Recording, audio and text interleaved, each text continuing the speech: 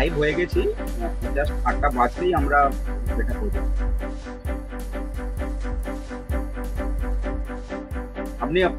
আপনি তো মোবাইলে করছেন, দেখতে পাবেন না, নাহলে এই লাইভ চলাকালীন লাইভটাকে আপনি শেয়ার করে দিতে পারেন আপনার ওয়ালে। এখন করে দিতে পারেন, এখন আপনি স্ক্রিনে নেই, আপনি এখন মোবাইলটা নিয়ে, যদিও আপনার অসুবিধে যদি হয় করার দরকার নেই, কারণ ফোনটা তো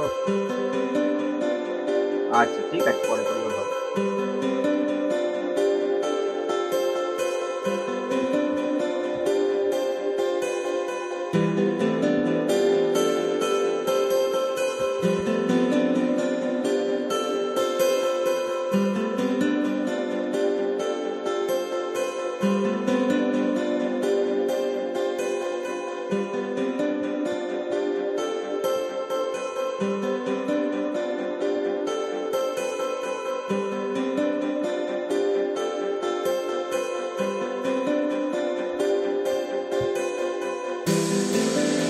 নমস্কার, হাওড়া জেলার সব থেকে বড় ইতিহাস চর্চার গ্রুপ হাওড়া ইতিবৃত্ত, এই গ্রুপে, ফেসবুক গ্রুপে, আমাদের ফেসবুক লাইভে সায়নের সঙ্গে হাওড়া জেলার ইতিহাস চর্চার এই যে সিরিজ আমরা চালাচ্ছি, সেই সিরিজের আজকে আমরা 20তম পর্বে পদার্পণ করেছি। 20তম পর্বে আমরা আজকে আমাদের সঙ্গে পেয়েছি আমাদের অত্যন্ত প্রিয় একজন মানুষকে। আপনারা প্রত্যেকেই এতক্ষণে জেনে গেছেন যে আজকে আমাদের কি আড্ডার বিষয়। আমি আরো একবার বলে দিচ্ছি, আজকে আমাদের আড্ডার বিষয় দারু বিগ্রহ এবং হাওড়া জেলা। দারু বিগ্রহ বিষয়ে আমরা অনেক রকম আলোচনা শুনেছি, বিভিন্ন সময়ে আমরা মূর্তির কথা বলতে গিয়ে আমাদের হাওড়া জেলা এই দারু বিগ্রহ প্রসঙ্গটা চলে এসেছে। তো দারু বিগ্রহ কি, এটা আমরা সাধারণভাবে জানি যে কাঠের তৈরি মূর্তি, কিন্তু এই দারু বিগ্রহ এটা একটা সম্পূর্ণ ভিন্ন একটি শিল্প রীতি, যেটা গোটা ভারতবর্ষে বিকশিত হয়েছিল, সেই সঙ্গে আমাদের বাংলা এবং বিশেষ করে আমাদের হাওড়া জেলায় তো বিকশিত হয়েছিলই।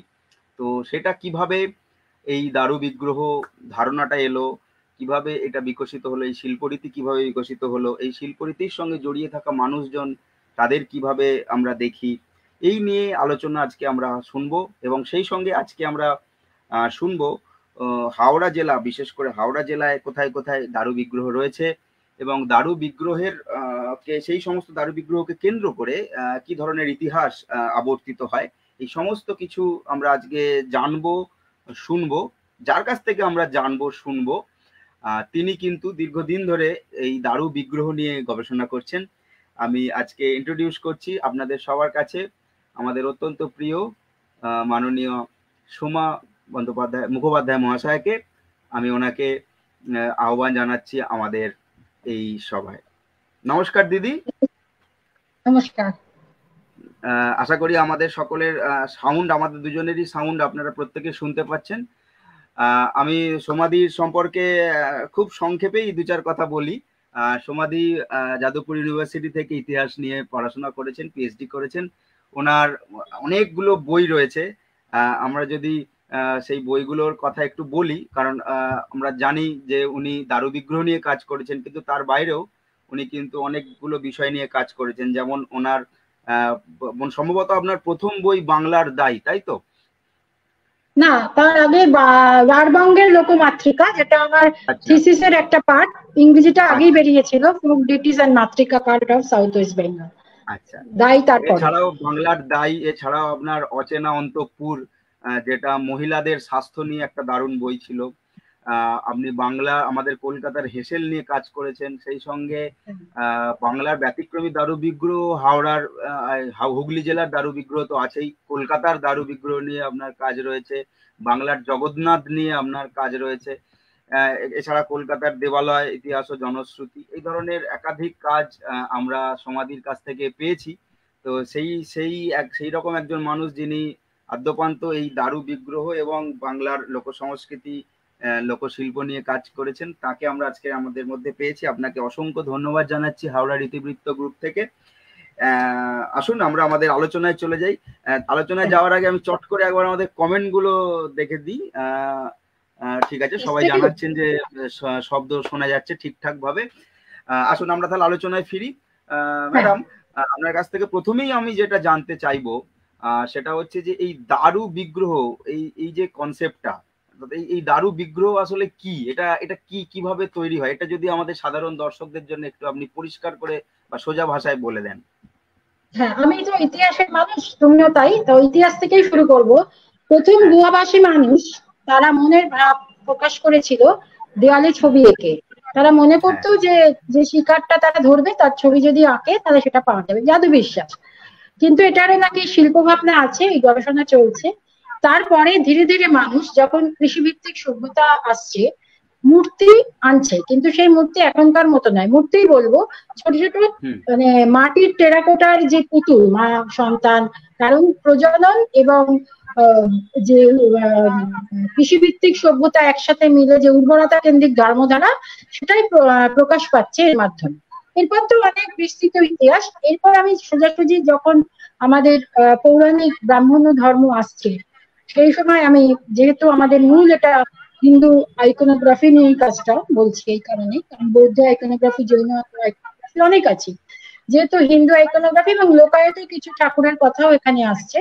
তো সেইটার জন্য আমরা বলছি যে আমরা দেখতে পাচ্ছি বিভিন্ন যে শিল্প শাস্ত্র, যে সেখানে বলা হচ্ছে 7টা মাধ্যমে এই বিগ্রহ তৈরি করবে। বিগ্রহ হচ্ছে যেগুলো পুজো করার জন্য তৈরি হয়। মূর্তি তো আমার হতে পারে, তোমার হতে পারে, পশু পাখি সকলের হতে পারে, কিন্তু বিগ্রহ হচ্ছে বিদেহ বিশেষ রূপে সগুণে নিজেকে প্রকাশ করছে ভক্তের জন্য। এটা পরে আসছে প্রসঙ্গ। তো সেখানে এই মাটি নিয়ে মানুষ প্রথম শুরু করেছিল তার চর্চা, কারণ টেরাকোটার মাতৃমূর্তি যেগুলো বললাম। তারপরে আসছে কাঠ, কারণ কাঠ হচ্ছে অত্যন্ত নমনীয়। এছাড়া ধাতু, তার মধ্যে 4টে পাচ্ছি সম্ভবত, সোনা, রূপা, তামা, পেতল মনে হচ্ছে আছে, আমি 7খানা মাধ্যম আছে। তার সঙ্গে আছে ছবি, মানে 7টা মাধ্যমে বলা হচ্ছে, শাস্ত্রকাররা বলেছেন বিগ্রহ তৈরি করতে। তো এর মধ্যে আমরা এই দারু বিগ্রহটা দেখছি বাংলায়, বিশেষ করে পূর্ব ভারতে খুব জনপ্রিয়, দক্ষিণ ভারতেও আছে। তো এটা আমরা পাল সেন যুগ থেকে খুব বেশি করে দেখতে পাই, সেটা আস্তে আস্তে বন্ধ হয়ে যায়, কারণ তুর্কি আক্রমণের পর থেকে বাংলার নিজস্ব ঘরানায় এই কাঠের বিগ্রহ সূচনা হয়। আমরা এটা নিয়েই আলোচনা করবো। তো এটা যেমন কাঠের একটা, হ্যাঁ, এটাতে ইনি কি মূর্তি তৈরি করছেন? আমার মনে হয় না মূর্তি তৈরি করছে, না, এটা অন্যান্য জিনিস তৈরি করছে। মানে আমি এই বিষয়টা দর্শকদের সামনে বোঝানোর চেষ্টা করছি যে কাঠ দিয়ে কিভাবে, এটা আলাদা, হ্যাঁ, বিগ্রহ সম্পূর্ণ আলাদা মানুষ তারা করেন, এটা তো হ্যাঁ কাঠের জিনিস তৈরি করছে। হ্যাঁ, এটাও একটা, এটা তোমার বাংলাদেশ মনে হচ্ছে দেখে খেলনা তৈরি করেছে, কাঠের খেলনা, হ্যাঁ, কাঠ দিয়ে জিনিসগুলো, কিন্তু এরাই কিন্তু আমাদের বিগ্রহটা তৈরি করেছে। এটাই একটা আশ্চর্যের ব্যাপার যে সর্বভারতীয় সূত্রধর যাদেরকে আমরা বলি, যারা পাল সেন যুগে কাঠ, মানে তার সঙ্গে পাথর এইসব দিয়ে যে মূর্তিগুলো তারা তৈরি করতেন, ধাতুর মূর্তি তৈরি করতেন, সেই যারা তারা, তাদের সঙ্গে কিন্তু বাংলার এই সূত্রধরদের বিস্তর ফারাক। এবার সেটা ইতিহাসের সঙ্গে সঙ্গে আমি বলবো যে কেন ফারাকটা তাদের সঙ্গে। তো আমরা তাহলে এবার পরবর্তী যে প্রশ্নটায় চলে যাব, সেটা হচ্ছে যে প্রাচীনত্বের দিক থেকে আমি যদি গোটা ভারতবর্ষের প্রেক্ষিতে ধরি বা বাংলার প্রেক্ষিতেই যদি ধরি, যে এই যে পাথরের বা মাটির মূর্তি, এর থেকেও কি প্রাচীন এই দারু বিগ্রহ? দেখো, দারু বিগ্রহের রেফারেন্স পাওয়া যাচ্ছে খুব প্রাচীন, জৈন তীর্থঙ্করের দারু বিগ্রহ নাকি পুজো হতো, কিন্তু তার কোনো মানে কোনো রেফারেন্স পাওয়া যায় না। সাহিত্যে তার রেফারেন্স আছে, কল্যাণ কুমার দাশগুপ্তের যে বই ইস্টার্ন ইন্ডিয়ান যে উড কার্ভিং, তাতে আছে এটা, কিন্তু সেই মূর্তিটা, মানে সরি বিগ্রহ, মানে বলি বা যাই বলি, তাকে কিন্তু পাওয়া যায় না, জীবন্ত স্বামী বলা হতো।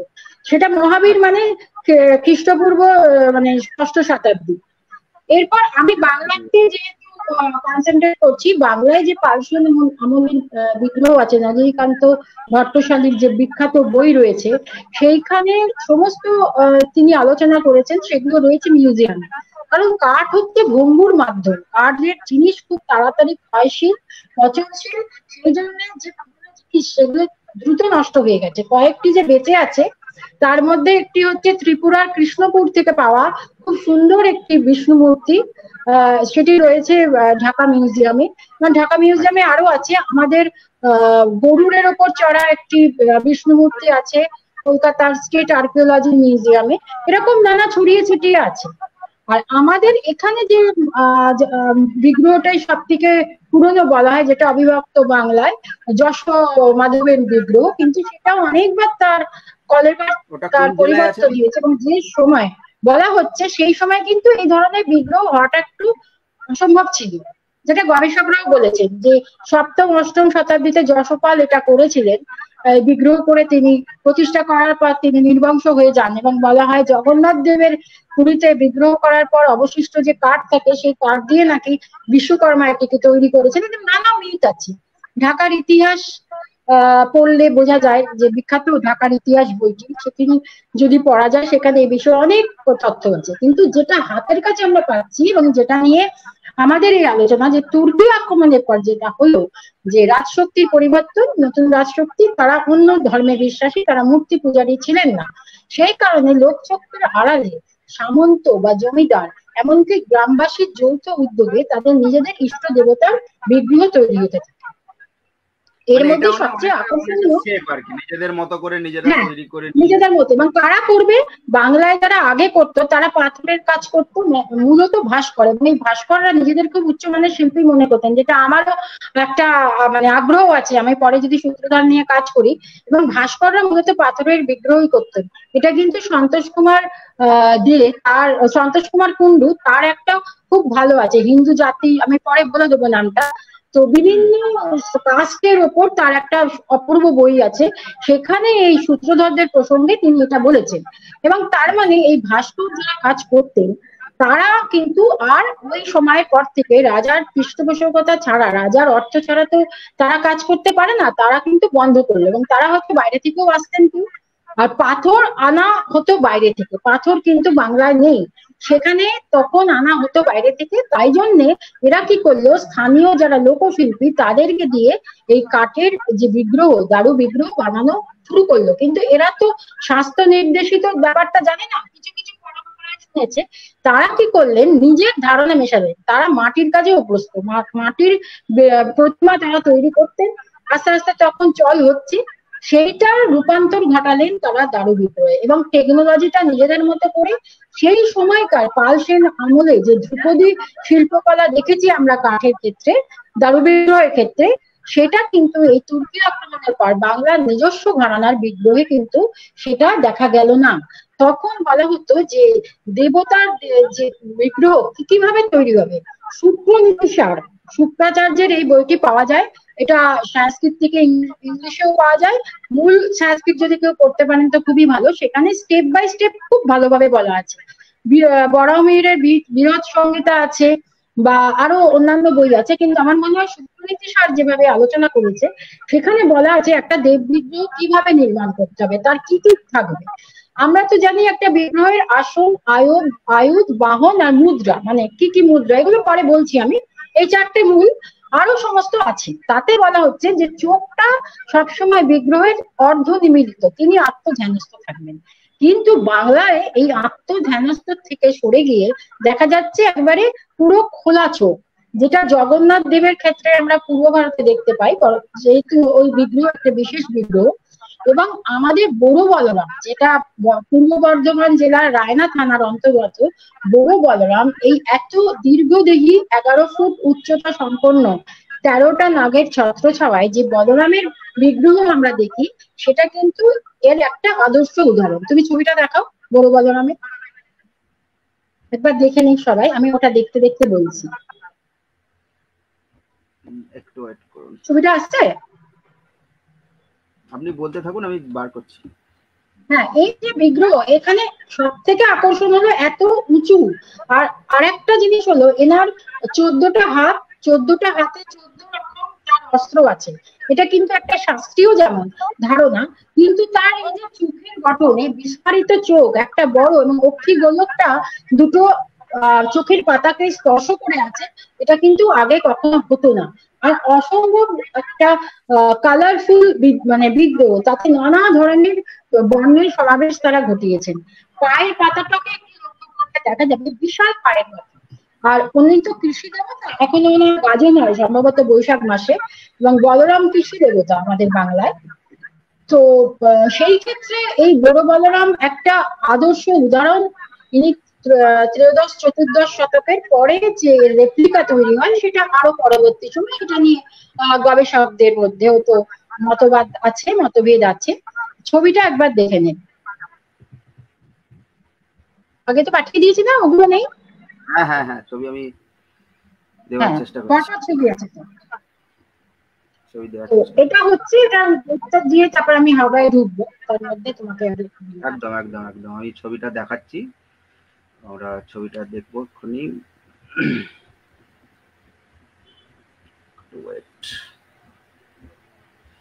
টেকনিক্যাল সমস্যা হচ্ছে, করে দিচ্ছি।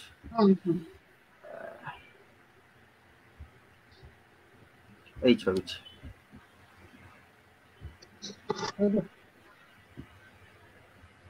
এই ছবিটি তো ম্যাডাম?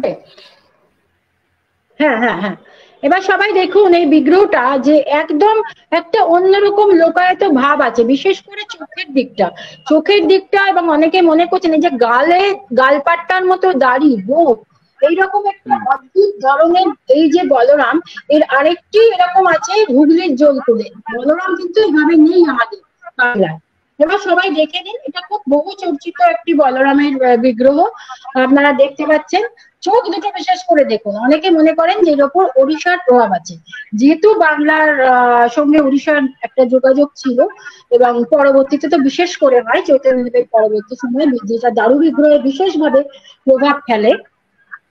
এরপরে তুমি সিংহবাহিনী দেখাও, আমি একটু বলে নিই, তারপর সিংহবাহিনী একবার দেখে নিন। এই দেখুন পায়ের পাতা দুটো এরকম বিশাল বড় পায়ের পাতা, একটা ভীষণ রকম ভয় মিশ্রিত শ্রদ্ধা ওনাকে দেখে হচ্ছে। এটা ভীষণ মানে একটা নোট করবে যে একটা ভয় মিশ্রিত মানে শ্রদ্ধা ভগবান হলেও তার সঙ্গে কিন্তু কোথাও যেন দূরত্ব রয়েছে মানুষের।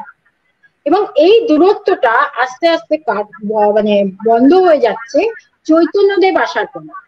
1550 শতকে চৈতন্যদেবের আগমনের ফলে বাংলার দারু বিগ্রহে একটা অসম্ভব রূপান্তর ঘটে, এবং সেই রূপান্তরটা আমি হাওড়া যখন বলবো সিংহবাহিনী বলবো, তারপর সিংহবাহিনী আসবে, কিন্তু আমি আগে আমি এই ঘটনাগুলো একটু বলে নিই, তাদের আর অন্য ছবি নেই এদের। তো তিনি যখন জগন্নাথ দর্শনে যান, জগন্নাথকে দেখে তিনি বিহ্বল হয়ে যান, তিনি অজ্ঞান হয়ে যান, তখন তাকে বাসুদেব সার্বভৌম বাড়িতে নিয়ে আসেন। তারপর বলেন যে চৈতন্য চরিতামৃতে আমরা দেখি যে বলা আছে বাসুদেব সার্বভৌম কিন্তু তাকে বলেছিলেন যে তোমাকে আমার কাছে বেদান্ত করতে হবে, তুমি তো কিছু জানো না। তিনি জানতেন না চৈতন্য মহাপ্রভুকে, তার পাণ্ডিত্য তিনি তো সেভাবে জানতেন না। যাই হোক, তিনি 7 দিন বেদান্ত পড়ানোর পর বললেন যে তুমি কেন চুপ করে বসে আছো, তুমি তো কোনো উত্তর দাও না, তুমি কি কিছু বুঝতে পারছো না? এই যে পরে চৈতন্যদেব তাকে বোঝাতে শুরু করেন ঈশ্বর নিরাকার শুধু নয়, ঈশ্বর সাকার, তিনি নির্গুণ, তিনি সগুণ হন। কেন হন এটা বিস্তৃত আলোচনা আছে কৃষ্ণদাস মানে আমাদের চৈতন্য চরিতামৃতে, আপনারা পড়বেন, এখানে আমি বলছি না। কিন্তু সেইখানকার সঙ্গে বিগ্রহের যে শব্দটা, তার ব্যাখ্যার অদ্ভুত মিল। তিনি বললেন ভক্তের আহ্বানে ভগবান তার রূপ ধারণ করেন।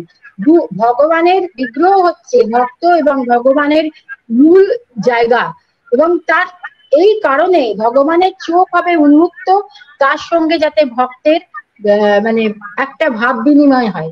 এই জন্য আমরা দেখি বাংলার পটল চেরা চোখ, এবং এই পটল চেরা চোখ কিন্তু আমাদের শিল্পীরা তারা নিজেদের মতো করেই করেছেন, কারণ পটচিত্রে এই ট্র্যাডিশনটা আমরা দেখতে পাই।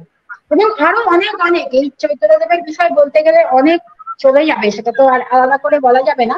কিন্তু হাওড়া জেলার ব্যাপারে আমি ঢুকছি এবার, এটা আমি এখানেই আর বেশি এগোবো না।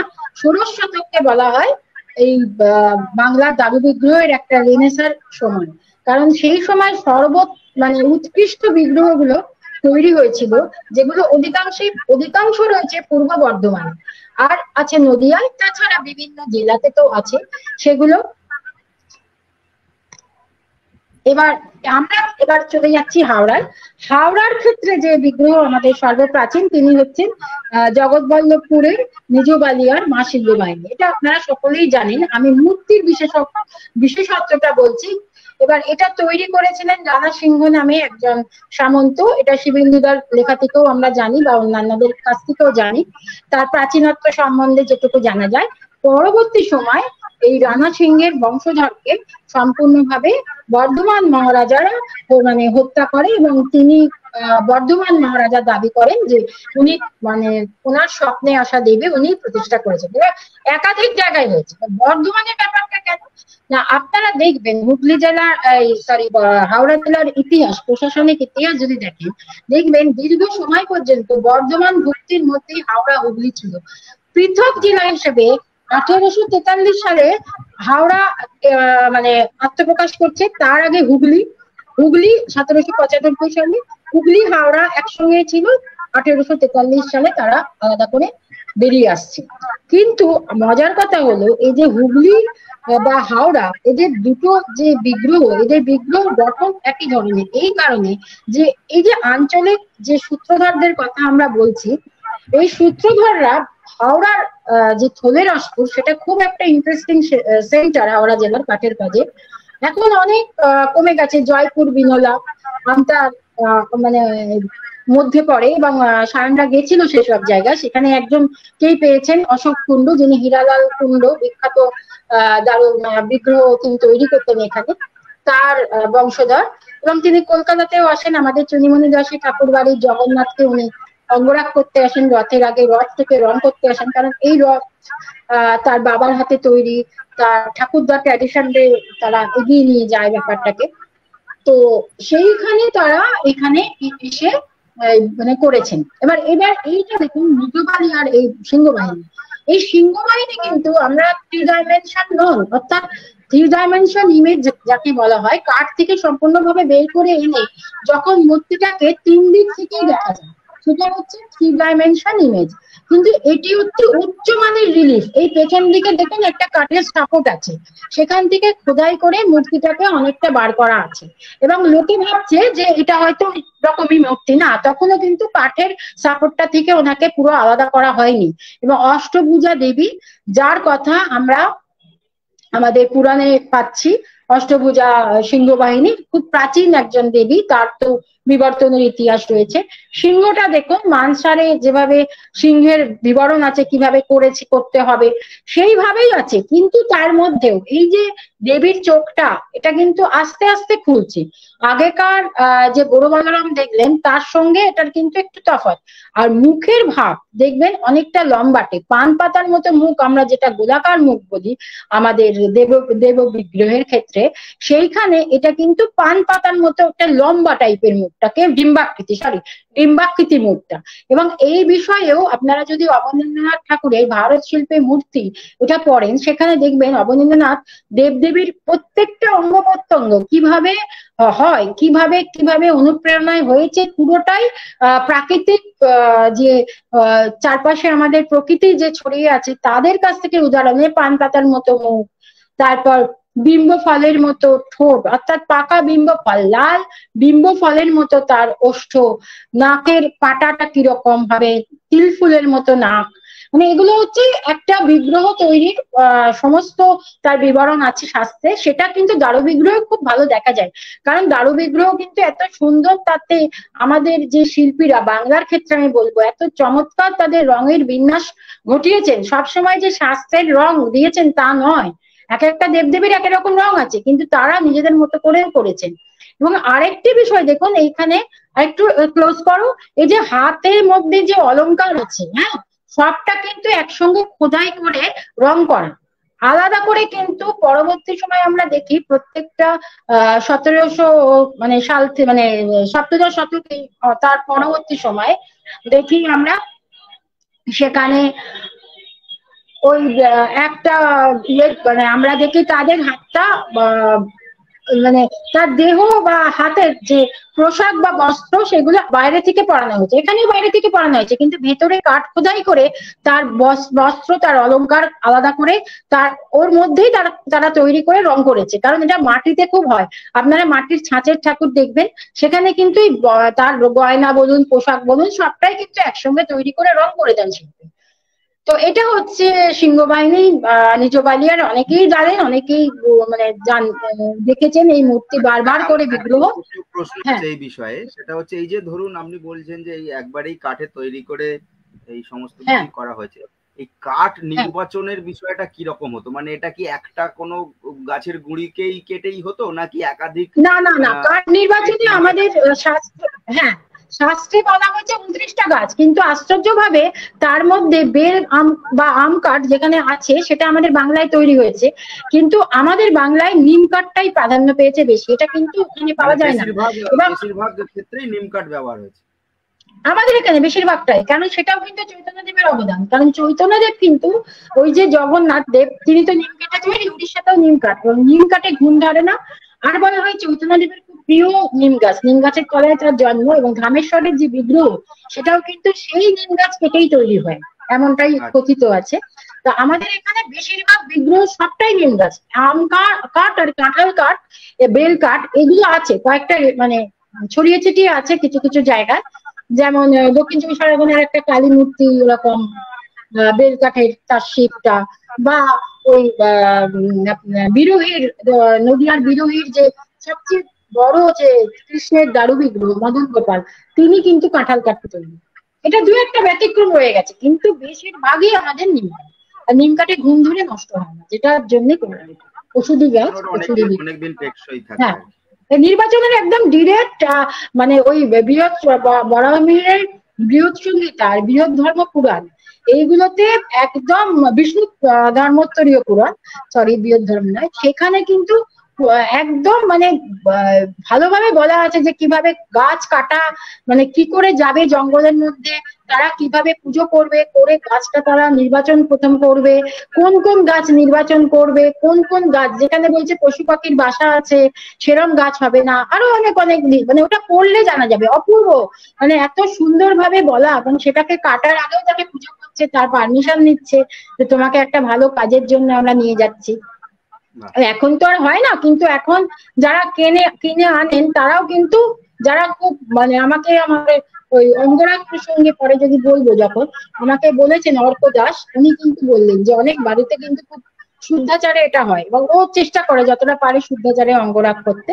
আর বিগ্রহ যারা তৈরি করেন তারাও কিন্তু খুব মানে একটা নিয়ম মেনেই করে, এখন তো সকলেই করছেন, কিন্তু যারা ট্র্যাডিশনাল, যারা বাপ ঠাকুরদার কাছ থেকে শিখেছে, ক্ষীরোদ দেবনাথ তার ছেলের সাথে আমার ইন্টারভিউ করেছিলাম, তিনি বলেছিলেন যে কিভাবে কাঠটা করেন তারা, এবং সেটা যে মানে কি দর্শন সেটাও পরে আমি বলছি। তার মানে বিভিন্ন কাঠের অংশকে জুড়েই মূর্তিটা তৈরি করা হয়। হ্যাঁ কাঠের অংশ ঠিক জুড়ে হয় না, আমাকে যেটা উনি বলেছেন ক্ষীরোদ শঙ্কর দেবনাথ, তা খুব সুন্দর একটা দর্শন। আমি বলেছিলাম কিভাবে হয়, আমি একটু কনফিউজড হয়ে গেছি, কারণ এখন অনেকেই তো দারু বিগ্রহ নিয়ে চর্চা করেন, তারা লেখেন, কিন্তু তারা জিনিসটা হয়তো বুঝতে পারেন না। আমি যেটা লেখাটা পেয়েছিলাম কারুর একটা, তাতে এমন ভাবে বলেছিল কিছুই বুঝতে পারছিলাম না, আমি অর্ককে জিজ্ঞেস করেও সঠিক উত্তর সেভাবে পাইনি, ও যতটা দিয়েছিল। ক্ষীরোদ দেবনাথ আমাকে যেটা বললেন সেটা, এই সরি শঙ্কর দেবনাথ বললো যে আপনি দিদি মনে করুন, আমরা তো এটা করে করে অভ্যস্ত, একটা গাছের গুড়ি তার মধ্যে একটা কৃষ্ণ ঠাকুর কল্পনা করলাম, কৃষ্ণ ঠাকুর যেটুকু আছে সেটুকু রেখে বাকিটা কেটে বাদ দিয়ে দিলাম, মানে কি অপূর্ব দর্শন। বললো এইটা হচ্ছে চৈতন্য ঠাকুর, বাকিটা অচৈতন্য, মানে এত সুন্দর, মানে আমার বলতে গিয়ে গায়ে কাটা দিচ্ছে, একটা সাধারণ দর্শন, তারা মাধ্যমিক পর্যন্ত পড়েছেন, পড়ার কথা বলছি না, হ্যাঁ, কিন্তু আমার বক্তব্যটা হচ্ছে যে মানে উনি কিভাবে এটা, মানে এই যে শিক্ষা, পড়ার শিক্ষা, তাদের যে বাবার হাত ধরে শিক্ষা, লোকশিক্ষা, এবং আরো যেটা বললাম সপ্ততাল, এগুলো অনেক মানে ভয়ানক কঠিন বিষয়, আমি যার জন্য বলছি অবনীন্দ্রনাথ ঠাকুর পড়লে অনেকটা বোঝা যাবে একটা বিগ্রহ কি করে তৈরি করতে হয়, এবং তারপর কোন অংশটা জুটছে, হাতের অংশ কিভাবে জুড়ে, সবটা আমার ব্যতিক্রমী দারু বিগ্রহে ওটা অনেকটা ডিটেলে বলা, এবং উনি বললেন যেটা বলে বোঝানো যায় না, দেখে দেখে বুঝতে হয়। এবং এই দেখে দেখে অনেকে হয়তো বুঝতে গিয়ে তারা যা লিখেছেন সেটা করতে গিয়ে আবার অনেকে মানে সমস্যায় পড়ে যাচ্ছে, সেই জন্য আমার আশ্রয় নিতে হয়েছে। তো যাক গে, সেইটা ওরা জুড়ছে কিভাবে, তারও নিয়ম আছে, কোন অংশ কিভাবে জুড়বে, আঙুল কি করে তৈরি হবে, দেহ 7 ভাগে ভাগ হয়, একটা মূর্তিকে 7 ভাগে ভাগ করে, আমি সোজা কথায় বললাম। এবার অনেক মানে ক্রিটিক্যাল বিষয় এগুলো, সেই সপ্ততাল বলে, সাধারণত আমাদের সপ্ততালেই মানে বিগ্রহ তৈরি হয়, মানুষের দেহ একরকম তালে হয়, এগুলো একটা মানে পড়াশোনার বিষয়। তো এটা খুব সহজে বললাম যে এইভাবে বিগ্রহটা তৈরি হচ্ছে, এবং এইটার মধ্যে তার ফেলে রাখে, কাঠটাকে দীর্ঘদিন ফেলে রাখে, কাঠের ভেতর যে জল থাকে সেটাকে শুকোয় করে তাকে আরো অনেক রকম প্রসেসের মধ্যে দিয়ে নিয়ে গিয়ে তবে সেই কাঠটা তৈরি হয়, গাছের গুড়িটা কিভাবে বার করা হয়। হ্যাঁ, এইটা এরকম লোক তো বেশি নেই। বুঝতে পারি।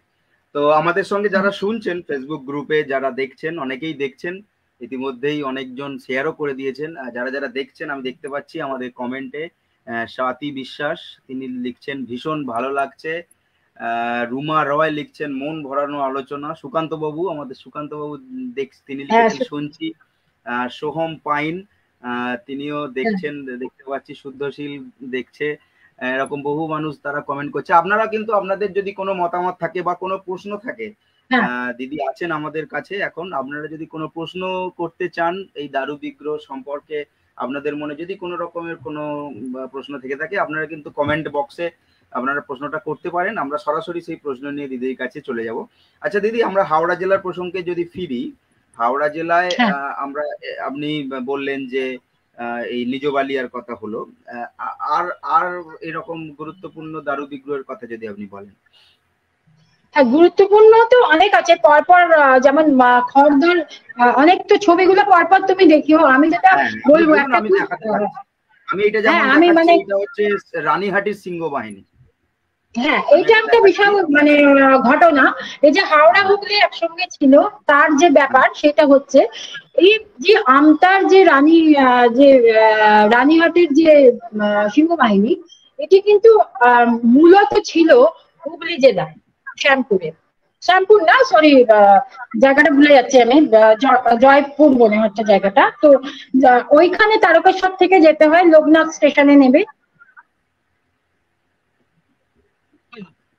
এই বিগ্রহটা অনেক দিনের পুরনো, ওদের বহু দিনের পুরনো, প্রায় 350 বছরের পুরনো ওদের বিগ্রহ। সেই বিগ্রহ জীর্ণ হওয়াতে ওনারা দামোদর, কানা দামোদর বলে, নিশ্চয় জানো, তখন ওই কানা দামোদরের জলে ভাসিয়ে দেয়। সেইটা এসে উঠেছিল আমতায়, তা 100 বছর আগেকার কথা। এবার ওইটা কিন্তু প্রাচীন বিগ্রহ, আমতার লোকেরা তুলে সংস্কার করে এখানে মানে সেইখান থেকে এই আমতায় সিংহবাহিনী পুজো শুরু হয়। হুগলিতে কিন্তু বহু সিংহবাহিনী আছে, এটা খুব ইন্টারেস্টিং। আর এখানে সিংহবাহিনীটা একটু আধুনিক, আমার যেটা মনে হচ্ছে, মানে মূল মূর্তি বলছেন ওরা, মূল বিগ্রহ আমার এটা দেখা হয়নি, কিন্তু ওনাদের সাথে কথা বলেছি, কিন্তু হুগলিতে আমার দেখা, এবং তমাল বন্দ্যোপাধ্যায় ওদের যে সেবায়ত, তার সঙ্গে দীর্ঘক্ষণ ওদের সঙ্গে কথা হয়েছে, পুরসুরা থানার মানে অন্তর্গত জায়গাটা। তো ওর কাছে থেকে শুনেছিলাম, ওদের বাবা কাকারা নাকি বলেছিল, ও জানতো না কোথায় আছে আমটা। তা আমি এই ইন্টারনেট সার্চ করতে করতে এটা পেয়ে, এবং কেউ জানাই, ও দেখে গেছে। তো ওদের সিংহটা না একটু আধুনিক, এই সিংহটা, এবং হুগলিরটা যদি দেখানো যায় কখনো, তাহলে হুগলিরটা দেখলে বুঝতে পারবে যে ওদের ক্ষেত্রে একদম প্রাচীন ব্যাপারটা, এবং ওই যে স্টাইলটা একই স্টাইল, কিন্তু একটু উল্টো, সিংহের মুখটা এখানে যেদিকে, ওদেরটা উল্টো দিকে, মানে আমাদের নিজবালিয়া সিংহবাহিনীর সিংহের মুখটা যেদিকে, ওই দিকে ওদেরটা, হুগলিরটা। তো যাই হোক, এটা তো এখন 100 বছর আগেকার ঘটনা, আমরা জানি না যেটা কিভাবে কি করেছেন ওনারা, তবে এটা বলা হয় যে আমটাকে এই বিগ্রহ মানে শুরু হয় ওই সময় থেকে। এটা রানীহাটিটা হচ্ছে পাঁচলা ব্লকের মধ্যে পড়ে। হ্যাঁ, আমরা বলছি তো, হ্যাঁ, রানীহাটির 10 নম্বর পোল, 10 নম্বর পোল থেকে ভেতরে ঢুকতে হয়। হ্যাঁ হ্যাঁ হ্যাঁ হ্যাঁ, সম্ভবত চক্রবর্তী পরিবারের কেউ সেবায়, আকাশ চক্রবর্তী বলে আমি একজনের সঙ্গে যোগাযোগ করেছিলাম। রানীহাটির এই জয়নগর বা জয়পুরের এই যে সিংহ বাহিনী, এই সম্পর্কে আমাদের যারা দেখছেন তারাও যদি কোনো মতামত দেন বা কোনো সাজেশন দেন বা এক্সট্রা কোনো তথ্য দেন, সেটা আমাদের গ্রুপে দিতে পারেন, আমরা সেটা নিয়ে আলোচনা করতে পারি আর কি। এখানে একজন প্রশ্ন করেছে, একটা প্রশ্ন এসছে, সেটা প্রশ্নটা আমি একটু করে নিই, আলোচনা করতে করতে আমাদের এখানে হবে। রুমা রুমা রয় লিখছেন, সমাধি আমার পূর্ব পরিচিত, ফোনে প্রচুর কথা হয়, আপনিও নিশ্চয়ই চেনেন রুমা রয়কে। এখানে সোহম পাইন একটা প্রশ্ন করেছে যে জীর্ণ দারু বিগ্রহকে সংগ্রহ করা হয় কিভাবে। আমতায় দারু বিগ্রহকে সংগ্রহ করা হয়েছিল বললেন, সেক্ষেত্রে বর্তমান দারু বিগ্রহকে কতটা প্রাচীন বলা যায়? মানে উনি যেটা বলতে চাইছেন যে যদি যে সমস্ত দারু বিগ্রহগুলো জীর্ণ হয়ে যায় সেটা কি সংরক্ষিত করা হয় নাকি ভাসান দিয়ে দেওয়া হয়? হ্যাঁ, সংরক্ষিত। এটা আমরা বারবার সচেতন করতে চাইছি। আমাদের কাছে বহু জায়গা থেকে, আমার কাছে খুব ভালো একজন আছেন যিনি সংরক্ষণ করতে সাহায্য করেন। সেটা হচ্ছে অর্ক নিজে পড়াশোনা করছে কল্যাণীতে, মাস্টার ডিগ্রি ভিজুয়াল আর্টে, এবং অত্যন্ত একটা গুণী শিল্পী ছেলেটি, নিজে নিজে দেখে দেখে শিখেছেন এগুলো। নবদ্বীপের বাসিন্দা, অপূর্ব অঙ্গরাগ করে, এগুলো সমস্ত জানে যে কি করে সংরক্ষণ করতে হয়। একদম মানে সমস্ত নিয়ম মেনেই সংরক্ষণ, এটা একটা বিস্তৃত প্রসেস। আমার বইটাতে পড়বেন, যদি কেউ কেনেন আমার বইটা, অর্কের একটা সাক্ষাৎকার আছে। অর্ক ধাপে ধাপে বলেছে কিভাবে জীর্ণ দারুবিগ্রহ অঙ্গরাগ হয়, কিভাবে সংরক্ষণ করতে হয়। এরপরেও অর্ককে আমি বলেছি যদি কখনো বই লেখে বা কারোর সঙ্গে এইভাবে আমরা নিয়ে আসতে পারি, ওর কাছ থেকে জানা যাবে। সবাই কিন্তু এটা পারে না, এর অনেক টেকনিক আছে, যার মধ্যে একটা হলো গঙ্গা মাটি কাপড়ে দিয়ে দিয়ে সেটাকে পরতের পর পরত দিয়ে এটাকে তৈরি করতে হয়। খুব মানে সম্প্রতি আমাদের একটা দক্ষিণ 24 পরগনাতে ওই সোনারপুর না, রাজপুর কদমতলায় একটা রাম মন্দির, বর্ষপ্রাচীন রামের বিগ্রহ, বাংলার রামচন্দ্রের বিগ্রহ আমরা সংরক্ষণ করলাম। জয়শ্রী পত্রিকা ট্রাস্টের পক্ষ থেকে এটা করা হলো, সুভাষচন্দ্রের স্মৃতি বিজড়িত জায়গা বলে। তো সেখানে কিন্তু এইভাবে দেখিয়েছিল কি করে তৈরি হয়, সেটা একদম মানে খারাপ অবস্থা ছিল। সেখানে কিন্তু দুলাল চক্রবর্তী, যিনি খুব নাম করা একজন প্রবীণ ভাস্কর, যিনি নবদ্বীপে, তিনি একটি দায়িত্ব নিয়ে তার ছেলে এবং আরো তার লোকজন তারা তৈরি করেছিলেন। অত্যন্ত কঠিন কাজ সংরক্ষণ করা, তাই অনেকে ভাসিয়ে দেয়। এই যে আমরা দারু বিগ্রহটা যে এসেছিল ওরা তুলেছিলেন, এখন আমার তো ওদের সঙ্গে আলাপ হয়নি, কিন্তু কোনো জায়গায় মনে হয়েছে যে এটা হয়তো কিছুটা আধুনিক ওরা একটু প্রলেপ দিয়েছিল বা নষ্ট হয়ে যাওয়াতে বাধ্য হয়েছে। হ্যাঁ, আমরা তো জানি না সেটা কি অবস্থায় ওনারা পেয়েছিলেন। এরকম মানে আমাদের আবেদন থাকবে এই গ্রুপ থেকেই যে যদি কোথাও এরকম সংরক্ষণের প্রয়োজন মনে হয় কোনো দারু বিগ্রহে, তাহলে যদি আপনারা যোগাযোগ করেন, আমি সমাধির মাধ্যম দিয়ে ওই এক্সপার্ট যিনি আছেন তার সঙ্গে যোগাযোগ করিয়ে দেওয়ার চেষ্টা করা হবে এই গ্রুপের মাধ্যমে। তাহলে সেইখান থেকে একটা তথ্যের আদান প্রদান হলে তারা বিষয়টা সম্পর্কে সঠিক। হ্যাঁ, দয়া করে এটাকে নষ্ট করবেন না, কারণ অনেকে ফেলে দিচ্ছেন এবং অনেক রকম এটাকে রিজার্ভ করে রাখাটাই ভালো। হ্যাঁ, এবং যেখানে যারা যদি নাও পারেন, বিভিন্ন জায়গা আছেন তারা সংরক্ষণ করেন, তার গভর্নমেন্ট সংরক্ষণ করে তাদের কাছে। এরকম একটা ঘটনা কিন্তু পূর্ব মেদিনীপুরে হয়েছে। তারা বর্ষপ্রাচীন শীতলা সহ রেয়ার ঠাকুরের বিগ্রহ তারা এরকম করছিলেন। শেষকালে আমরা হস্তক্ষেপ করে সেটাকে বন্ধ করা হয়েছে। এখন জানি না, সরকারি একজন ভীষণ নাম করা একজন আমলা, বিপ্লব বাবু, তিনি এর মধ্যে ইনভলভ হয়েছিলেন, কিন্তু এখনো পর্যন্ত জানি না কি হয়েছে শেষ পর্যন্ত। এটা ফেলবেন না, দয়া করে যাদের বাড়িতে থাকবে তারা যেন সংরক্ষণ না করতে পারলে সেটা যেন দিয়ে দেন কারোর হাতে, যারা এটা করবে। এটা কিন্তু একটা আমাদের ঐতিহ্য নষ্ট হয়ে যাচ্ছে, ইতিহাস নষ্ট। ওটা দেখে তো আমি বুঝতে পারবো বিরাট ঐতিহ্য, এটাকে নষ্ট করা অধিকার কারণ নেই আমাদের। এরা পুরাকীর্তির মধ্যে পড়ে, 100 বছর হলে কিন্তু সেই বিগ্রহ পুরাকীর্তির মধ্যে চলে যায়। ঠিক ঠিক। আচ্ছা, এবার আমরা যদি আবার ব্যাক টু হাওড়ার প্রসঙ্গে ফিরি, আমরা এবার যদি দেখাই এই খড়দর যে প্রসঙ্গটা আপনি বলছিলেন, খড়দার এই মনসা, এবার যেটা হয় এটা কিন্তু অনেক পরবর্তী সময়ের আমার মনে হয়, এবং একটা অদ্ভুত জিনিস হচ্ছে এই যে এনার যে ভঙ্গিটা, একটা অপূর্ব ভঙ্গি। দেখুন এই যে নির্মাণ কার্য, এবং অনেকে অনেক মতামত দিচ্ছেন, এবং পাশে কারা, একজন বলেছেন জরুৎকারু, একজন বলছেন মানে ওনার পুত্র আস্তিক, কেউ বলছে লক্ষিন্দর আর চাঁদ সদাগর। আমারও মনে হচ্ছিল, কারণ পটুয়ারা কিন্তু চাঁদ সদাগরকে এভাবেই আঁকে, কিন্তু বেশিরভাগ মতটাই গেছে জরুৎকারু এবং আস্তিক। জরুৎকারু মেনে নিলেও আস্তিকের এরকম চেহারা কি করে হলো, এটা একটু আমার সন্দেহ আছে। হ্যাঁ, এবার এইখানে যে দেখুন অপূর্ব তার যে একটা কার্ভিং, তার চেহারার মানে শৈলীটা, যে খোদাই কার্যটা কি অপূর্ব। মা মনসার এরকম সহজে এরকম দারু বিগ্রহ দেখা যায় না। এবং তার পোশাকের যে ধরন, হাওড়া হুগলিতে কিন্তু এইরকম পোশাকের দেবদেবী আমরা দেখতে পাই। বিশেষ করে হুগলির উত্তর বাহিনী, দেবী উত্তর বাহিনী, যদিও উনি পাথরের, পাশে রামপাড়া কালীবাড়ির যে কালী, সেও অসাধারণ একটি হুগলি জেলার নিদর্শন কাঠের। এবং ওই সময় অনেকেই বলছেন এটা বর্ধমান মহারাজারা নাকি রাজস্থানের শিল্পীদের দিয়ে করিয়েছিলেন। এটা কতটা আচ্ছা সত্যি এটা আমার জানা নেই, কিন্তু এগুলো একটু পরবর্তীকালের, কারণ এই ধরনের বিগ্রহ কিন্তু মানে চেহারার এটা হতে মধ্যেই পারে, সেটা কারণ লুকিয়ে আছে। বাংলার হ্যাঁ, যারা করেন, বাংলার যেগুলো শিল্পীরা করেছেন তার থেকে একটু যেন স্টাইলে আলাদা মনে হচ্ছে আর কি, হতে পারে হ্যাঁ, এটা এটা আমি মাইক্রোফোন। দক্ষিণ চব্বিশ পরগনাতেও দেখেছি, বিশালাক্ষীর ক্ষেত্রে তারাও বলেছেন যে রাজস্থানী শিল্পীরা এসে হ্যাঁ করেছে। এখন এগুলো তো ঠিক প্রমাণ, এবং এই যে খড়দার মূর্তি তাদের ফ্যামিলির লোকজনে কিছু বলতে পারেনি, তারা এইভাবেই কিন্তু এই, বিগ্রহটা খুব সুন্দরভাবে সংরক্ষণ করেন তারা।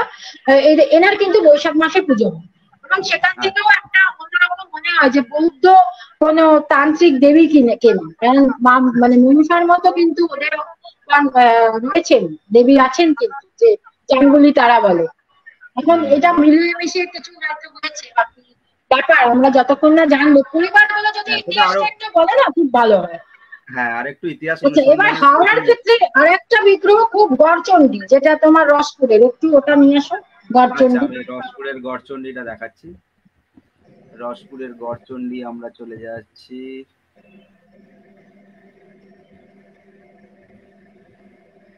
এই যে, আমরা রসপুরের গড়চণ্ডী দেখছি এবার।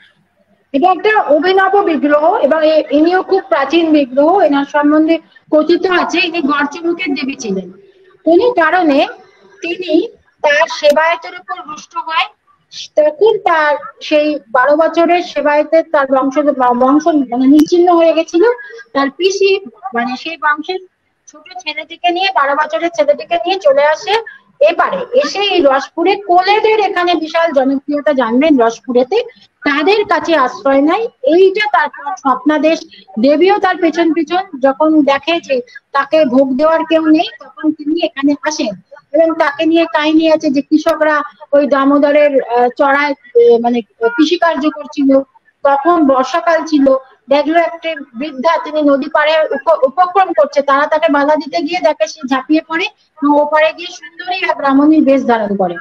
তো বলা হয় তিনি যার বাড়িতে ওরা আশ্রিত ছিল তাকে স্বপ্ন দেন যে আমাকে তোমরা প্রতিষ্ঠা করো এবং আমার ব্যবস্থা করো। এবং শোনা যায় যে ইয়ে থেকে দামোদর লেক দহে নাকি কাঠ ভেসে আসে, নিম কাঠ, সেই গুড়ি দিয়েই সমস্ত। এবং এখানকার আশ্চর্য বিষয়, দেবীর কোনো ওষুধবিহীন, এবং তার যে বাহন সেটাও ছবিতে আঁকা, কিন্তু এখানে সবটাই দারু বিগ্রহ। এগুলো মানে পরবর্তী সময় হয়, এই কার্তিক, গণেশ, লক্ষ্মী, সরস্বতী, এমনকি মনসা, শীতলা, নানা লৌকিক দেবদেবী সবটাই দারু বিগ্রহ। এখানে সবটা দেখা যাচ্ছে না, এই মন্দিরের এটাই হ্যাঁ বিশেষ মানে পাশে পাশে বিশেষত্ব। আরো বেশ কিছু মূর্তি আছে। আরো আরো, এবং সেবায়েত যারা চক্রবর্তী পরিবার বা গ্রামের আরো ব্রাহ্মণ পরিবার, তারাও পালা করে। এরা অপূর্ব একটা নিদর্শন, আপনারা যদি দেখেন, অনেকে দেখেছেন এটা। এই মানে এইভাবে কিন্তু মানে এই যে অভয়া দুর্গা তার যে বিগ্রহ, এটা কিন্তু দেখা যায় না, একটা শান্ত দেবীর মূর্তি। এবং এনার কিন্তু দুর্গাপুজোর সময় বিশেষ পুজো হয়, নবমীতে বলি হয়, সব মিলিয়ে মিশিয়ে মানে লোকায়ত উচ্চবর্গের সংস্কৃতির মিলনে যে বিগ্রহ, দারু বিগ্রহের কি ভূমিকা, এই মন্দিরটা আপনারা দেখবেন। এবং অনেকে পুজোর সময়, যদি কেউ বাইরের লোকও থাকেন তাকে বলছি, তারা গ্রামের পুজো দেখতে চান, তারা কিন্তু এখানে আসতে পারেন এই পুজোটা দেখতে। এটাই যদি কেউ আমার আসতে বলার, এবং চান তাদেরকে একটু বিগ্রহগুলো অপূর্ব। প্রণালীটা সংক্ষেপে বলে দিচ্ছি। সেটা হচ্ছে আপনারা হ্যাঁ, সব প্রত্যেককে আসতে হবে আমতা। আমতা আপনারা হাওড়া থেকে যেভাবে হোক আসতে পারেন আমতায়। আমতা থেকে কিন্তু ছোট গাড়িতে করে টোটো আছে আমতা বাস স্ট্যান্ড থেকে, কিন্তু রসপুর বললেই আপনাদেরকে কিন্তু একদম এই মন্দিরের কাছে নিয়ে চলে যাবে। তাহলে আমতায় এসে আপনারা যে কোনো ছোট গাড়িতে করে রসপুরে গিয়ে এই মন্দির দেখতে পারেন। হ্যাঁ, আমরা এরপরেরটা দেখাও তো, ওই দহের মনসা, এই এই আমরা রসপুরের ঠিক আচ্ছা, এই কালীটা রসপুরেই দেখাবে। হ্যাঁ, রসপুরেই আছে আরেকটি, সেটা হলো দয়ের মনসা। আমরা সেটা একটু দেখবো।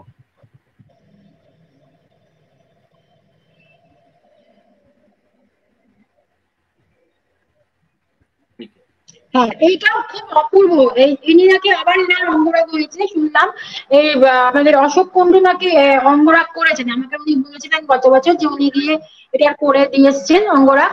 এরাও মুখোপাধ্যায় পরিবার দেখাশোনা করেন এবং বয়স্ক ভদ্রলোক যিনি আমাকে নিয়ে গেছিলেন, তিনি নামটা আমি ভুলে যাচ্ছি, আর আমাকে নিয়ে গেছিলেন তো গোপীকান্ত মেথুর, এবং তিনি আমাকে ঘুরিয়ে দেখিয়েছিলেন যত গোপীকান্ত কিছু বাবু। দেখা। গোপীকান্ত দার জন্যই আমার কিন্তু এই হাওড়া জেলার দারু বিগ্রহটা সব ঘুরে গোপীকান্ত বাবু দেখেছিলাম। আমাদের হাওড়া, গ্রামীণ হাওড়ার অন্যতম উনি এনসাইক্লোপিডিয়া, সমস্ত হ্যাঁ, জায়গার একদম। আমরা পুতুলের জন্য এসেছিলাম, সেখান থেকে দারু বিগ্রহ মানে অসম্ভব একটা মানে চলমান মানে অভিযান বলা যায়। তো ওনার সঙ্গেই গেছিলাম, এবং এই পরিবার যারা সেবা করে, এবং অপূর্ব একটা সুন্দর জায়গায় এই মন্দির রসপুরের, যেটা আমরা গড়চণ্ডী দেখলাম তারও যেমন একটা প্রাকৃতিক সৌন্দর্য, এটা আরো প্রাকৃতিক সৌন্দর্য, কারণ এটা দামোদর নদের কাছাকাছি একদম, দহের মনসা এই জন্য বলে। এবং এটিও মানে ওই নিম কাঠ দিয়ে তৈরি হয়, এবং খুব জাগ্রত এবং অপূর্ব মা মনসার একটা সুন্দর বিগ্রহ। এটা একটু দেখা যায় না। লোকায়ত দেবদেবীর যে বিগ্রহের সূচনা হয় সেটা কিন্তু দেখা যাচ্ছে আমাদের সপ্তদশ শতাব্দী থেকে এটা শুরু হয়, বিশেষ করে মঙ্গল কাব্যের পর থেকে আমাদের মধ্যে এগুলো প্রচার হয়। এগুলো কিন্তু আস্তে আস্তে নিম কাঠেরও অনেক জায়গায় এনাদেরকে দেখা যায়। তার অন্যতম হলো হাওড়া জেলা, দুটো আমরা দেখিয়েছি।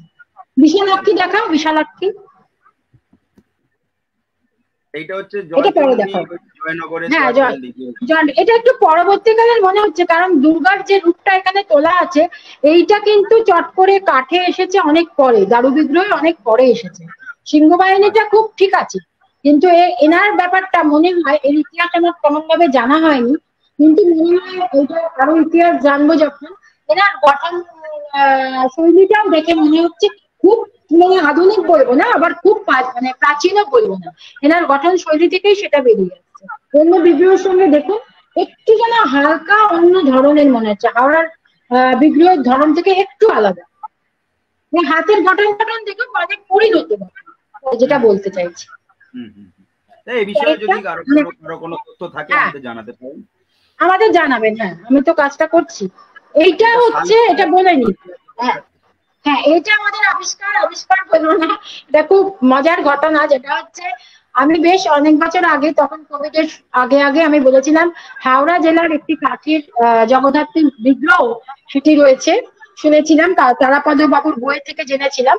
তো সেইটা আমি সমস্ত সালকিয়া তোলপাড় করে ফেলেছিলাম, সালকিয়াতে আছে শুনেছিলাম। সেইটি গত বছরের মানে গত বছর বা তার আগের বছর সুকান্তদার মাধ্যমে এটা আমি সম্পূর্ণ জানতে পারি। সুকান্তদা আবার একজনকে পাঠায়। প্রথমে তো আমি গেছিলাম, খুঁজে পাইনি, একটা উল্টো ঠিকানা মানে যার মাধ্যমে এনেছিলেন তিনি দিয়েছিলেন। যাক গে, এটা যখন খুঁজতে খুঁজতে গেছি সেই বাড়িতে, আমাকে প্রথম ওরা এন্ট্রি দিচ্ছিল না, কারণ ওদের যিনি তাদের অনেকে তো পারিবারিক দেবতা। তারপরে যাই হোক যাই, এবং কথা বলতে বলতে জানা যায় এরা আমার খুব নিকট আত্মীয়।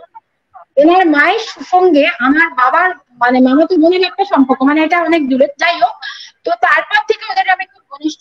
এই যে জগদ্ধাত্রী, এটাও কিন্তু ওই জয় মানে ওই ষোলেরাশপুরের কারুর করা, সম্ভবত ষোলেরাশপুর থেকে করানো। এবং এটা কিন্তু সেই সময় রমণী মোহন চ্যাটার্জি, তারাপদ বাবু চক্রবর্তী লিখেছেন, এটা ভুল আছে, কিন্তু এটা একান্ত ভাবেই পারিবারিক দেবতা। এবং এনাকে নিয়ে অনেক গল্প আছে, যেটা ওদের পরিবার আমাকে বলেছেন, আমি পরে শোনাবো। অনেকেই দেখতে যেতে চান, কিন্তু এখন এটি বাড়িটাকে সংস্কার করা হচ্ছে, এখন কাউকেই ঢুকতে দেওয়া হয়নি, এবং দু একজন এটা চেষ্টা করে গেছেন।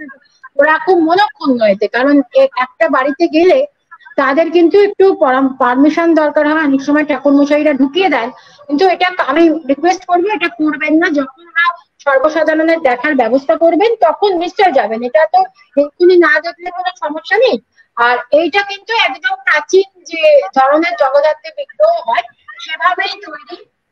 এর পাশে একটা রাধাকৃষ্ণ আছে, আমার এখানে ছবিটা করা হয়নি, যুগল রাধাকৃষ্ণ, সেটা ওনার ঠাকুমার স্বপ্নাদেশে সেটা রাধাকৃষ্ণটা এসেছিল। আর এটা হচ্ছে ওনাদের বাবার মানে উনি স্বপ্ন দেখেছিলেন, এবং ওনারা আরামবাগ ওই অঞ্চলের কোতুলপুরের লোক।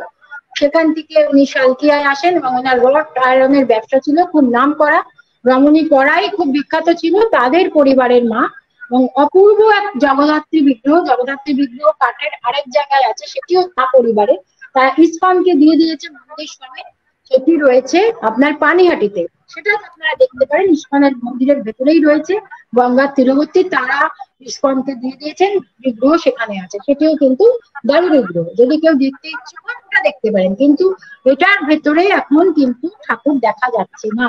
এটা একটি অপূর্ব বিগ্রহ, এবং এটা নিয়েও আমি আমার ব্যতিক্রমী দারু বিগ্রহ এনার কথা আছে। তো এটা আগামীতে নিশ্চয়ই আরো ভালোভাবে আমি জানাবো। ওনাদের বাড়ির সংস্কার শেষ হলে আমি গিয়ে ওনাদের সাথে কথা বলবো, তখন আমি আপনাদের আরো জানাবো। এবং এনাকে মহালয়ার সময়, যেহেতু এনার মানে এনাকে ওই সময় থেকে ওনাকে কাপড়টা তো বাইরে থেকে পরানো, এনাকে আদৌ কিরম দেখতে সেই সময় জানা যায়।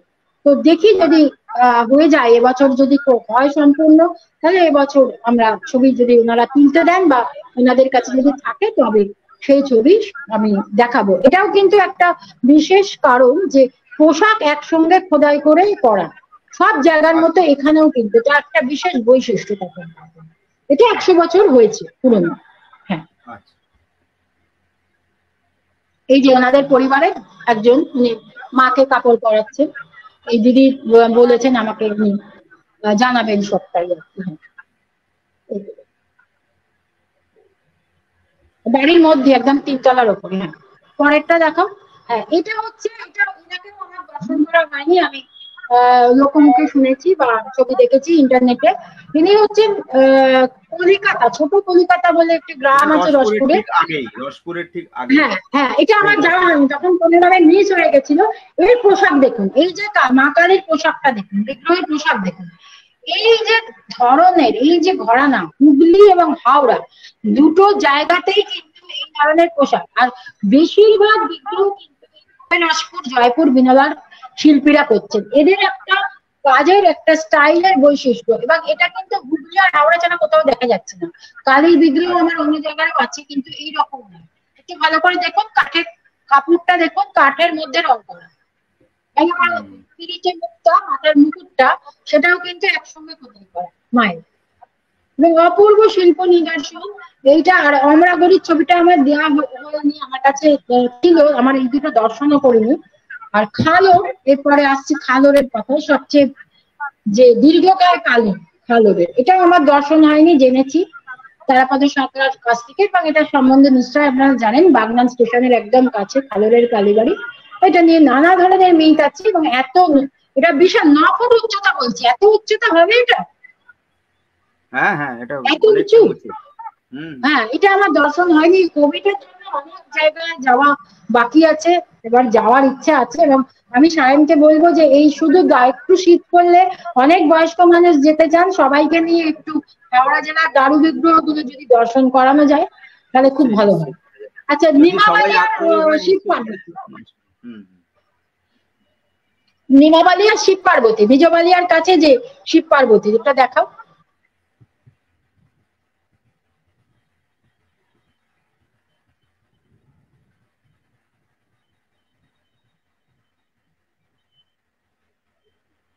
এটা বলারই থাক, যখন বলছি। এটা এটা হচ্ছে পাঁচারুলের জগন্নাথ দেব, এর হাত আছে। হ্যাঁ, কি গালোয় পরিবার মনে হয়, তারা তো তাদের প্রতিষ্ঠা করা এই মন্দির। এখানে জগন্নাথ, বলরাম, সুভদ্রা, জগন্নাথ আর বলরামের হাত আছে কিন্তু। হ্যাঁ, এটা গলয়া গলয়া পরিবারের তৈরি করা। এটা আমার পরিচিত একজন শিল্পী, তিনি গেছিলেন ওখানে। এটা এখনো দেখে উঠতে পারিনি, এটা পাঁচারুলের ওখানে এই জগন্নাথ বলরামের বিগ্রহ, এবং এটাও স্বপ্নাদিষ্ট বিগ্রহ। সুভদ্রার হাত নেই এখানে, কিন্তু এটা একটা হাওড়া জেলার মধ্যে একটু অন্য ধরনের, এটাও শতবর্ষ। ওটা দেখো, আরেকটা।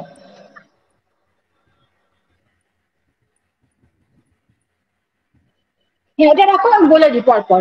এটা হচ্ছে বিশালাক্ষী, হাওড়া জেলার একদম ভীষণ, এই হাওড়া এবং হুগলি মানে বিরাট একজন দেবী, ইনি সর্বত্র রয়েছেন। এর ব্রাহ্মণ্য দিকটাও যেমন আছে, লোকায়ত দিক। এই যে নাইকুলি, নাইকুলি বলে যে জায়গা, সেখানকার জগৎবল্লভপুর থানারই, মুচিরহাটের পরে, তাই তো? মুচিরহাটের পরে। হ্যাঁ, এবং সব থেকে বিষয় যেটা দেখার, সেটা হচ্ছে বিশালাক্ষী কৈবর্তদের বা জেলেদের ঠাকুর। এবং ইনি কিন্তু রয়েছেন কৈবর্ত পাড়ার মধ্যে, এবং ইনি যে কৈবর্তদের ঠাকুর এটা তার থেকে যে প্রমাণ হয় এটা আর নতুন করে বলতে হয় না। সুন্দরবনেও অনেক বিশালাক্ষী আছে, আর আছে হাওড়া এবং হুগলিতে। হাওড়াতে অনেক ধসা টসা অনেক জায়গায় আছে। আমি সব জায়গার দারু বিগ্রহ দেখে উঠতে পারিনি, এটা আমি দেখেছি, তাও বন্ধ ছিল, দরজার ফাঁক দিয়ে দেখতে হয়। মন্দিরগুলো বন্ধ থাকলে চাবি পাওয়া যায় না, তো যে সময় গেছিলাম ইনি এরকম বিশালাক্ষী। হ্যাঁ, পরে আমরা মোটামুটি সবই কভার করলাম। হ্যাঁ, হ্যাঁ, ওই রসচণ্ডী গড়চণ্ডী সবাই দেখেছেন, ওটা একবার এইটা একবার এইটা এই যে এটা আপনি গড়চণ্ডী আর এটা ওই গড়চণ্ডী তো, গড়চণ্ডী আর জয়চণ্ডী, এই যে দুটো ঝিকিরার। হ্যাঁ হ্যাঁ, জয়চণ্ডী। এই এই এই এনারাও খুব সুন্দর এবং অনেক প্রাচীন। এরা ওই জয়পুর, তাই তো জায়গাটা? ঝিকিরা ঝিকিরা। ঝিকিরা, ঝিকিরা, সরি, ঝিকিরা। এই আমতার লাইনে প্রচুর এরকম পাওয়া যায়। ওই জন্য বলছি আমতার যদি ট্যুর করা যায় এবং রাতের সময়, এইখানে একটা অপূর্ব রথ আছে। আর এখান থেকে অমরাগড়িতে একটা কাঠের কালিও আছে। এবং ওটা আপনারা আমি যদি দেখানোর দেখতে চান চেষ্টা রথ করছি, ওটা সামনে আমি দেখানোর চেষ্টা করছি। দেখবেন, রথের দিনে একবার ঘুরে আসবেন। আমি গিয়েছিলাম, রথের মেলা হয় ঝিকিরাতে, আর অমরাগড়ির রথটাও অপূর্ব, অপূর্ব রথ। হ্যাঁ, ঠিক ঠিক আচ্ছা, ঠিক। নিমাবালিয়াটা দেখাও, নিমাবালিয়া। নিজবালিয়া নিমাবালিয়ার একটা ওই ইয়ে আছে, ওই আপনি পাঠিয়েছিলেন কি? শিব পার্বতী, যদি থাকে ভালো, নইলে বলে দিচ্ছি। ও আচ্ছা, শিব পার্বতীটা, আচ্ছা আচ্ছা, আপনি বলুন, আমি দেখাতে চেষ্টা হ্যাঁ, করছি। এটা জুজার সাহার যে জমিদার, তাদের এই শিব পার্বতী, তাদের রথ হতো প্রত্যেকবার বৈশাখ মাসে, তাদের বিশেষ রথে শিব পার্বতীকে একদম মাথায় রথের বসিয়ে সেটা হতো। সেই রথ এখনো হয়। তারা তাদের এই গ্রামে, যেখানে আমি নিমাবালিয়া, তাদের প্রজাদের জন্য এই রথ এবং এই বিগ্রহ দান করে দিয়েছেন। এখন বিগ্রহ খুব জীর্ণ, কিন্তু হরপার্বতীর এরকম সুন্দর দারু বিগ্রহ দেখা যায় না। এখন আর বিগ্রহকে ওরা রথের ওপর তোলেন না, মন্দিরে থাকে, কিন্তু একটা ব্যতিক্রমী রথ। এবং শুদ্ধশী যেটা নিয়ে লিখেছে, একটা বই বেরিয়েছে অঙ্কুর মজুমদার ওই হুগলির যে মৃত্তিকা প্রকাশনী, ওখান থেকে, সেখানে এই রথটা নিয়ে লিখেছে, ব্যতিক্রমী রথ। এবং জুজার সাহার জমিদারদের মন্ডল সম্ভবত ওরা, তাদের জমিদারদের, এবং হ্যাঁ তাদের হ্যাঁ, এটা দেখুন, এটা কি অপূর্ব জিনিস, একটা ভীষণ সুন্দর, দেখার মতো পুরাকীর্তি বলতে পারেন, 100 বছরের ওপর। এবং ওই স্থানীয় জমিদার এদের, এই জুজার সাহাদের ওখানেও কিন্তু ওদের সিংহবাহিনী আছেন, একদম এই সিংহবাহিনীর মতো। কিন্তু ছবি দেখালাম না, আপনারা এটা দেখুন। এটা কিন্তু শিব পার্বতী, হর পার্বতী। এর রথ হয় এই বৈশাখ মাসে, হয়ে গেছে, কি হবে আমি ঠিক জানি না, শুদ্ধশীল বলতে পারবে। এটা খুব সুন্দর, আপনারা দেখে আসতে পারেন। নিজবালিয়ার ঠিক পাশেই, মানে ওই যে মন্দিরটা আমরা দেখলাম না, মানে জুজার সিংহবাহিনীর সাহা হচ্ছে যে বিগ্রহ ধুলাগড় থেকে, দেখলাম। জুজার সাহা খুব সহজে যাওয়া যায়। ধুলাগড় থেকে হ্যাঁ, জুজার সাহার ছোট গাড়ি আছে। এটা জুজারসাহা নয়, এটা হচ্ছে ওই নিমাবালিয়া, নিজবালিয়ার পাশেই। আচ্ছা, নিজবালিয়া, আচ্ছা আচ্ছা আচ্ছা আচ্ছা ওদের রথটা খুব সুন্দর, এখন মানে রথটা হয় এই বৈশাখ মাসে। আচ্ছা আচ্ছা। আপনি আপনি আর একটু কথা এগোতে থাকুন, আমি সেই ফাঁকে ওই অমরাগড়ির কাঠের কালিটা আমি আপনাদের দেখানোর চেষ্টা করছি। হ্যাঁ, আর আর যেগুলো দেখার হয়েছে, এখানে যে লোকদেবতা আমরা দেখলাম, মনসা দেখলাম, বিশালাক্ষী দেখলাম, এগুলো কিন্তু ওই বললাম একটা সময়ের পর থেকে আমাদের এদেরও বিগ্রহ তৈরি হয়। হাওড়া হুগলি এগুলো লোকজীবন এত বেশি পরিপুষ্ট, মানে পুষ্ট, যার জন্য এটা দেখা। এবং এই যে হাওড়া এবং হুগলি বর্ধমান, এগুলোর সাংস্কৃতিক, বিশেষ করে হাওড়া হুগলির সাংস্কৃতিক যে একটা একতা, সেটা কিন্তু এই দারু বিগ্রহে আমরা দেখতে পাচ্ছি। জেলা হিসেবে বিভাজন হলেও সংস্কৃতির কিন্তু বিভাজন হয়নি, এবং স্বতন্ত্র সংস্কৃতি। হুগলির বেশিরভাগ দারু বিগ্রহ কিন্তু হাওড়া, থলেরাসপুর, জয়পুর, বিনোলা যে সূত্রধর রয়েছেন, তারা কিন্তু তৈরি করেছে। এবং তারাপদ সর্দার কাঠের কাজ বইটিতে দেখবেন, সেখানে অনেক বিস্তৃত ভাবে, এটা অমরাগড়ির কাঠের কালি। হ্যাঁ, এটিও একটা অন্য ধরনের, কিন্তু এটার সঙ্গে রসপুর, ওই ছোট কলকাতার যে কালী, তার কিন্তু অনেক পার্থক্য। এটা কিন্তু পরবর্তীকালের মনে হচ্ছে দেখে, জানি না এটা কবে তৈরি, এটা কিন্তু এটা কিন্তু পরবর্তী কালীর দারু এইরকম বিগ্রহে আরেকটি হাওড়া। কাঠের কালি আছে আমাদের আমতাতেই। ওটা হচ্ছে কাঠের কালিটা দেখতে পাওয়া যায় রানাপাড়া বলে একটি গ্রাম আছে। আমতা থেকে একটুখানি আসতে হয়, দামোদরের তীরেই একটি গ্রাম রানাপাড়া। সেইখানে তাদের এখানেও কিন্তু কাঠের কালি রয়েছে। এবং সেই হ্যাঁ, এটা আমাকে একজন বলেছে। হ্যাঁ, এটা আমি শুনেছি। ওই বাগনানের ওদিকে কি? হ্যাঁ, বাগনানের ওদিকে? আপনার ওদিকে না, এটা এটা আপনাকে ওই আপনার দামোদরের তীর দিয়ে যদি আমতা থেকে এসে আপনি দামোদরের তীর ধরে ধরে যদি বাগনানের দিকে আসেন, তাহলে হ্যাঁ কিন্তু ওই গ্রামটা আমতা থেকে ওই বেশি দূর না, হ্যাঁ, আমাকে একজন 4-5 বলেছে, তার মানে ওই গ্রামটাই। হ্যাঁ, তাই আমাকে কিলোমিটারের বলেছে। মধ্যেই পড়বে আর কি। হ্যাঁ হ্যাঁ, রানাপাড়া। ওইটা বলেছে এখানে আমাকে আরেকটা একজন। কি? আরেকটা মিথ আছে, সেটা সেটা গ্রামের মানুষের সঙ্গে একটু কন্ট্রাডিক্ট হচ্ছে। যেহেতু মূর্তি আমরা তো আর ছুঁয়ে দেখতে পাচ্ছি না যে ওটা কাঠের কিনা, হ্যাঁ সেটা হচ্ছে ওই গ্রামেতেই ওইখানেই একটি মনসা ঠাকুর আছে। তো সেই হ্যাঁ মনসা ঠাকুরটা অন্যান্য মানে পাশে আরেকটি গ্রাম আছে, সেই গ্রামের জনশ্রুতি হচ্ছে সেখান থেকে এই কাঠের মনসাটি ভেসে দামোদরে ভেসে রানাপাড়ায় গিয়েছিল এবং সেখানে রানাপাড়ায় সেই মূর্তিটাকে পুজো করা হয় বলা হয়। মানে পাশের একটি গ্রাম সারদা বলে একটি গ্রাম আছে, সেই হ্যাঁ গ্রামের লোকজন বিশ্বাস করেন যে সেখান থেকে ওই কাঠের মনসা, এই কাঠের শীতলা, সেটি ভেসে চলে গেছিল রানাপাড়ায় এবং রানাপাড়ায় সেটি পূজা হচ্ছে। কিন্তু রানাপাড়ায় আমরা যখনই জিজ্ঞেস করেছি, কিন্তু মূর্তিটা দেখতে পাচ্ছি দূর থেকে, কিন্তু বুঝতে পারছি না এতটাই মানে ফুল টুল দিয়ে বা রং টং করা, বোঝা খুব মুশকিল যে সেটা কাঠের হ্যাঁ, কিনা। এটা কিন্তু যেমন এটা আমি জিজ্ঞেস করেছিলাম, অনেকে বলছে শালকি আর বড়মা নাকি কাঠের। আমি কিন্তু হ্যাঁ, মন্দিরের পূজারীকে জিজ্ঞেস করেছিলাম, বললেন না, ওটা সম্পূর্ণভাবে পাথরের বিগ্রহ। কাঠ না, এগুলো পাথর না যতক্ষণ না মাটি কিছু ছুঁয়ে একটা দেখা বটে। যায় ততক্ষণ তো বোঝা যায় না। না, ছুলেও অনেক সময় কাঠ বোঝা যায় না। যেমন একটা আচ্ছা, হুগলির ছুঁলে একটা বোঝা কালী যায় না। আছে, সপরিবার কালী, কার্তিক গণেশ আচ্ছা, লক্ষ্মী সরস্বতী। ওটা কিন্তু সিমেন্টের। কারণ ওটা আচ্ছা, অশোক দা আমাকে খুব ভালো করে বলেছিলেন। এবং ওটা তো স্থানীয় মানুষদের কথা জানতে পারবে, অনেকে কাঠের বিগ্রহ আগে থাকে, সেটাকে সিমেন্টের করে নিচ্ছে। এটাও কিন্তু আচ্ছা। একটা ঘটনা হচ্ছে। এটা হ্যাঁ, হাওড়াতে নাকি শুদ্ধ সেনকে আমি বলার পর শুদ্ধ সেন অনেক জায়গায় এটা দেখেছে। এটা স্থায়ী হুম, করতে যাচ্ছে। এটা কিন্তু যেন তারা না করেন। এটা একবার খরচ করে করলে, এবং বহু সংস্থা আছে তারা এগিয়ে আসছে, তারা সাহায্য করছে, কেন তারা নষ্ট করছেন জিনিসটা? ঠিক, এটা কিন্তু নষ্ট করবেন না কখনো। ঠিক, ঠিক। একদম ঠিক প্রসঙ্গ। আচ্ছা, আমরা এইবার তাহলে আমরা মোটামুটি আমাদের আলোচনাটা আহ, পুরোটাই করতে পারলাম, যেগুলো যেগুলো আমরা আলোচনা করতে চাইছিলাম। তো এখনো হয়তো হুম অনেক কিছু প্রশ্ন থেকে গেল বা অনেক অনেক কিছু হয়তো আমরা এড়িয়ে গেলাম, বা হয়তো দেখা যেতে পারে যে আমরা হাওড়া জেলার আরো অনেক গুরুত্বপূর্ণ দারু বিগ্রহ আছে যেগুলো প্রসঙ্গ বললাম না, আলোচনা করলাম হ্যাঁ না। তো হ্যাঁ সেটা হ্যাঁ আগামীতে আমাদের রাস্তা খোলা রইলো। এই আলোচনার পরবর্তীতে আমাদের এই যে যে যে ভিডিওটি থেকে যাবে, তার কমেন্টে কিন্তু বহু মানুষ অলরেডি কমেন্ট করা শুরু করেছেন এবং সেখানে কিন্তু এই প্রশ্নের আলোচনা চলতে থাকবে এবং সেখানে বহু তথ্য আসবে। আশা করি ভবিষ্যতে আমরা আরো একটি এরকম অনুষ্ঠান একটা করে। শীতলা বিগ্রহ কি চৌদার লেনে আছে, ওটা আমার দেখা হয়নি। কি চৌদার লেন একটা, আচ্ছা, তারাপদ বাবুর লেখা থেকে পেয়েছে, এটা আমি দেখিনি অনেক এখন। জায়গাতেই আছে, হ্যাঁ সেগুলো আমাদেরকে খুঁজে দেখতে হবে এবং সেগুলোকে একটা জায়গায় করতে হবে, আপনারও কাজের ক্ষেত্রে সুবিধা হবে বা আপনারও খুঁজতে হবে। তো আমরা পরবর্তীতে এই বিষয় নিয়ে আরো আলোচনা করব।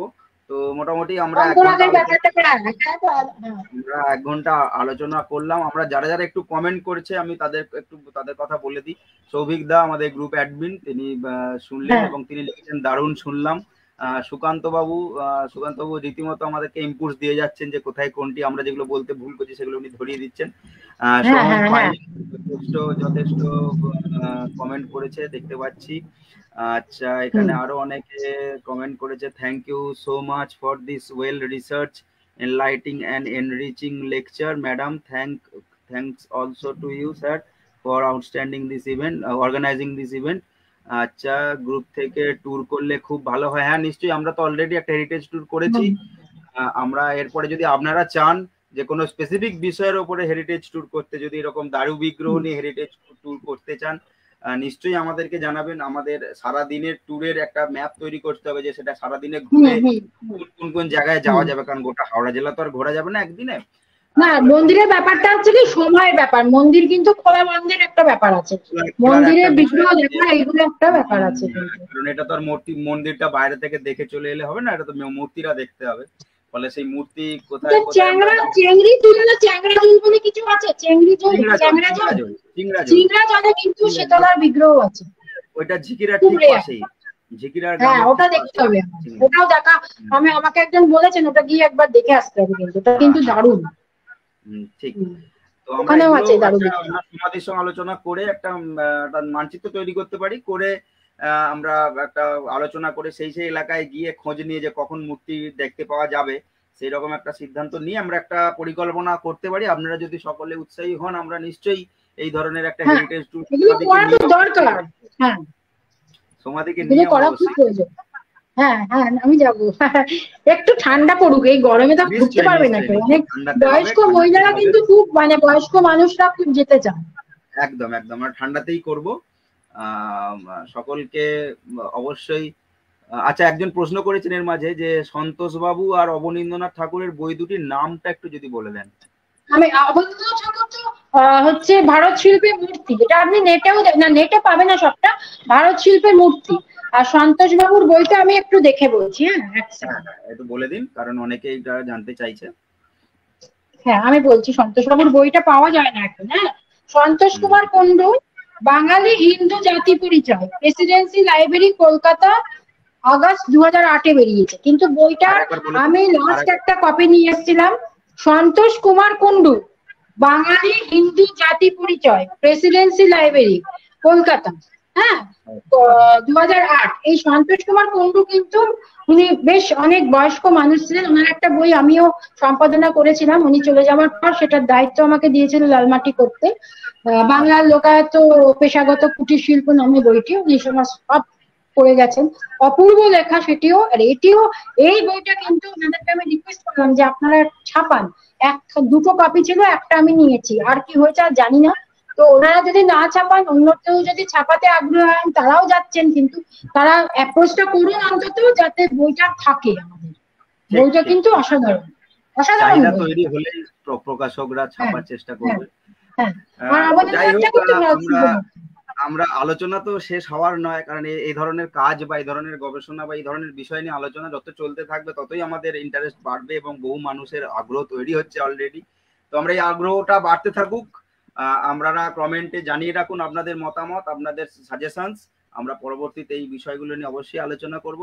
আর সমাধিকে অসংখ্য ধন্যবাদ যে ওনার ভীষণ ব্যস্ত। আমারও খুব ভালো লাগলো যে আঞ্চলিক ভাবে যদি যখন আলোচনা না করলে এগুলো হচ্ছে না। আর বিশেষ করে আরেকটি কথা আমি বলি, গবেষণা সকলেই আমরা করছি, কিন্তু সেই গবেষণা যেন একটুখানি মানে সাবজেক্ট ওয়াইজ হয়। এখন অনেকের অনেক জিনিসে আগ্রহ, এটা আমি আমাকে অনেকদিন শুদ্ধশীল বলেছিল সায়নকে বলতে, বলেছিল ওকে বলবেন, এবং গেলাম গিয়ে 2 কলাম ফেসবুকে লিখে দিচ্ছি, এটা কিন্তু না করাই শ্রেয়। কারণ আমি যদি আমার বিষয়টার ভেতরে না ঢুকি, কারণ বিষয়গুলো তো আমরা করেছি, এগুলো এখন এটা বলা উচিত নয়, তবুও বলছি, প্রত্যেকটা বিষয়ে নিজস্ব একটা জায়গা আছে, তার আবেদন আছে। হ্যাঁ, সেইটুকু না জেনে যদি হয় না, মানুষের কাছে ভুল বার্তা, বিশেষ করে যারা ছাত্রছাত্রী, তারা তো জানে না ব্যাপারটা, তাদের কাছে তারা যদি কেউ আগ্রহী হয়, একটা ভুল পথে তারা পরিচালিত হয়। এবং বিশেষ করে পরিবারগুলোর ক্ষেত্রে তাদেরকে না জানিয়ে কোনো পুরোহিত বা লোকাল লোককে ধরে তাদের বাড়ি ঢুকে যায়, এরকম ঘটনা হচ্ছে কিন্তু। এবং যাতে আমাদের কিন্তু পরে খুব অসুবিধা হয়। আমি তো ঘটনাটা বললাম যে আমাকেই ঢুকতে দিচ্ছিল না তখন, যে সবাই এসে দেখতে চাইছে। এবার পারিবারিক বিদ্রোহ কিন্তু সবাই অ্যালাউ করে না, এটা কিন্তু এবার তাদের অনেক রকম ভয় থাকে, নানা ধরনের ভয় থাকে না, এটা কিন্তু খুব ঝামেলার ব্যাপার। সেই জন্য আমি সায়নকে বলছি যদি ট্যুর করা যায়, তো এই জায়গাগুলো আমি একটু সতর্ক করছি। এটা যদি করেন নিশ্চয়ই ভেতর থেকে করবেন, কিন্তু একটুখানি সবটা জেনে, কারণ না জেনে। এবং আরো জিনিসটা হয়, তাদেরকে বলে আসে আমাদের বেরোচ্ছে বই, আপনাকে দিয়ে যাব, প্রবন্ধ বেরোচ্ছে দিয়ে যাব, কিন্তু তাদের কাছে বইপত্র কিছু পৌঁছায় না। এটা কিন্তু তাদের খুব মানে একটা ক্ষোভের জায়গা। আমরা চেষ্টা করি যখনই যতটুকু পারা যায়, অন্তত মন্দির কর্তৃপক্ষ বা পরিবার হলে অবশ্যই তাদের হাতে বইটা তুলে দেবে। আর বইটা দিলে এটা একটা সুবিধা হচ্ছে যে তারা অন্তত সঠিক কথাটা বলতে পারবে পরবর্তী প্রজন্মের কাছে। হ্যাঁ, দরকার। এই যে জগন্নাথকে নিয়েই অনেক কিছু সমস্যা হয়েছিল, আমি ওনাদের বলেছিলাম যে প্রাথমিক জায়গায় কিছু মুদ্রণে ভুল ছিল বা কিছু তথ্যে, আমি বলেছি আমার তো বই শেষের দিকে, ওগুলো খুব একটা ছিল না, তবুও একটা তাদের একটা সেন্টিমেন্ট, এইগুলো সবসময় খেয়াল রাখা উচিত। আর পরিবারের ইতিহাসটাকে জেনে সেই পরিবারকে মিলিয়ে তখন মানে ইতিহাসটা তাদের কাছ থেকে শোনা। পাড়ার লোক ইতিহাস বলে দিলে কিন্তু সেই ইতিহাসটা ইতিহাস থাকে না, পরিবারের লোকের কাছ থেকে জানতে হবে। পাড়ার লোক তো জানবে আমার বাড়ি একটা আছে এই এত বছর বলে দিয়ে, আমার তো এত বছর নাও হতে পারে সেটা না, আমার মামাকে নিয়ে এরকম হয়েছিল, এমন সব অবান্তর কথা যার জন্য আমি ফেসবুকে লিখতে বাধ্য হয়েছি। ওরম ভাবে তো হয় না, দেবদেবীও তাই, তাদের তো পরিবারের সম্পত্তি। এটা এক্সাক্ট টাইম, তার জন্ম মৃত্যু কবে হলো, এগুলো তো জানা দরকার। এটাই আমার একটা করতে তো হবে, বিশেষ করে অঞ্চলের সবাইকে। আসলে বিষয়টা হচ্ছে যে আমরা এই যে আলোচনাগুলো যদি আরো বেশি বেশি হয়, মানে এই টেকনিক্যাল বিষয়গুলো, ইতিহাস চর্চার যে একটা তো পদ্ধতিগত দিক আছে, তো সেই দিকগুলো সম্পর্কে তো সবাই পদ্ধতিগত দিকটা অবশ্যই মনে রাখতে হবে। যে আমার কাজের সময় কিন্তু মানে আমি ভীষণ ভাবে ওই শিল্পীদের সঙ্গে যোগাযোগ করেছিলাম, কারণ কাজটা তারা করছে, আমি তো করছি না। অঙ্গরা দুটো জেনে বলে দিলাম তো হয় না, যিনি করছেন আমি চোখে দেখেওছি এর কাজটা, অর্কের কাজটা। তারপরে আমার চ্যাপ্টারটা কিন্তু ওকে দিয়েই লিখিয়েছি, আমি লিখিনি আমার বই। ওর সম্পূর্ণ নিজের কথা লেখা আছে এখানে, কিন্তু আমার কোনো কথাই নেই, শুধু ওর ইন্ট্রোডিউসটা শুধু করিয়ে দেওয়া ছাড়া কিচ্ছু লেখা নেই। কারণ যিনি পড়বেন তিনি কিন্তু ওর লেখাটাই পড়বেন, আমার না, তাই না? এগুলো তো করা দরকার। ঠিক। তো যাই হোক, আমরা একদম অনুষ্ঠানের শেষ পর্যায়ে চলে এসেছি। সমাধিকে অসংখ্য ধন্যবাদ জানাচ্ছি, ওনার মূল্যবান সময় বার করে আমাদেরকে এত কিছু জানালেন। আমরা অনেক কিছু জানতে পারলাম দারু বিগ্রহ সম্পর্কে, তার গঠনতন্ত্র, তার ইতিহাস, এবং সবথেকে গুরুত্বপূর্ণ যে হাওড়া জেলায় যে সমস্ত দারু বিগ্রহগুলি আছে তার কিছু কিছু তথ্য আমরা জানলাম। আরো অনেক কিছু তথ্য রয়ে গেল যেগুলো আমরা পরবর্তীতে জানবো। সমাধিকে অসংখ্য ধন্যবাদ জানিয়ে, এবং যারা যে সমস্ত দর্শকরা এতক্ষণ ধরে আমাদের সঙ্গে ছিলেন তাদেরকে অসংখ্য সবাইকে আমার দিক থেকে নমস্কার। খুব ভালো লাগলো, একটা খুব সুন্দর আলোচনা, অনেকদিন পর লাইভে একটা খুব ভালো আলোচনা হলো। আবার আমি আসতে চাই, আরো যদি কিছু করা যায় নিশ্চয়ই। অবশ্যই অবশ্যই আমরা আমরা দারু বিগ্রহ নিয়ে অনুষ্ঠান করব। সকলকে শুভরাত্রি জানিয়ে আমরা আজকে শেষ করছি। নমস্কার।